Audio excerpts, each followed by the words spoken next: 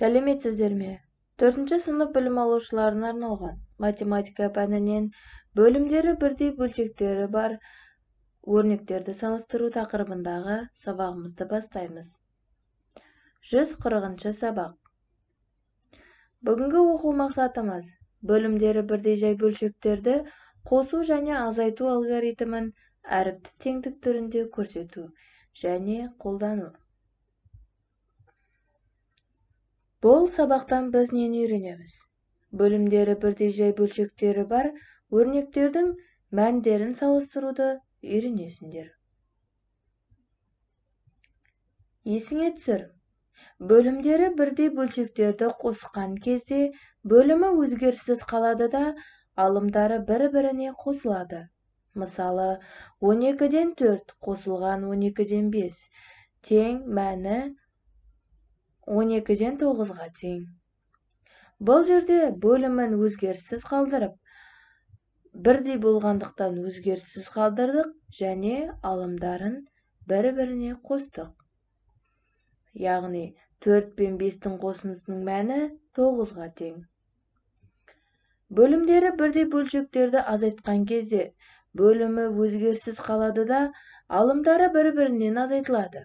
Мысалы, 12-ден 9 азайтылған 12-ден 4 мәні 12-ден 5-ке тең.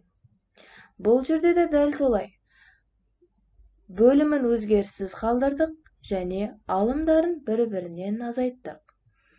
9 бен 4-тің азайтындысының мәні 5-ке тең. Ендеше мына есепті есептейік. 90-да 35 қосылған 90-да 30 қосылған 90-да 8. Бұл жерде бөлімдерін өзгеріссіз қалдырамыз да, алымдарын бір-біріне қосып шығамыз. Демек, 35 қосылған 30 қосылған 8 мәнін табайық. 90-да 73. Бұл өрнектің мәні 90-да 73-ке тең болды. Келесі өрнекті қарайық. 45-те 14 азайтылған жақша ішінде 45-те 12 қосылған 45-те 1. Енді бұл жерде ең алдымен орындалу ретіне қараймыз. Ең бірінші жақшаның іші орындалады. 45-те 12 мен 45-те 1-ді қосамыз. Демек бұл жерде алымдары бөлімдері бірдей болғандықтан бөлімін жазамыз. 12 мен 1-дің қосындысы 13-ке тең. Ендеше 14-тен 13-ті азайтамыз. Алымдарындағы 14 пен 13-тің азайтындысының мәні 1-ге тең. Демек біздің өрнектің мәніміз 45-те 1-ге тең болып шықты. Енді салыстырайық. Салыстыруды үйренейік. Бөлімдері бірдей бөлшектері бар өрнектерді салыстыру үшін ең алдымен өрнектердің мәнін есептеу керек. Одан кейін барып, екі бөлшекті салыстыру керек. Мысал ретінде мына есепті шығарайық. 90-да 15 қосылған 90-да 12 және 90-да 1 қосылған 90-да 40. Енді екеуін салыстырайық. Ең алдымен өрнектердің мәнін есептеп шығарып аламыз. Оң жақ бөлігін және сол жақ бөлігін.